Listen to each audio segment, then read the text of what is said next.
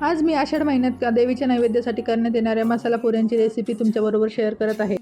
त्यासाठी 5 ते 6 हिरवी मिरची, 7 ते 8 लसणाच्या पाकळ्या, 1 चमचा जिरं, 1 चमचा ओवा आणि 1 चमचा बडीशेप मी येथे मिक्सरला बारीक करून घेतली आहे। या ठिकाणी मी 3 प्रकारचे पीठ घेतले आहे।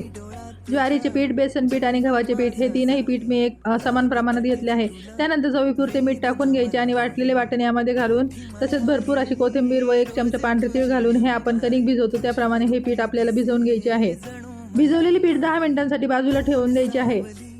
10 मिनिटांनंतर भिजलेल्या पिठाचे छोटे छोटे गोळे तयार करून घ्यायचे आहे आणि त्यांच्या सर्व पुऱ्या लाटून घ्यायच्या आहे।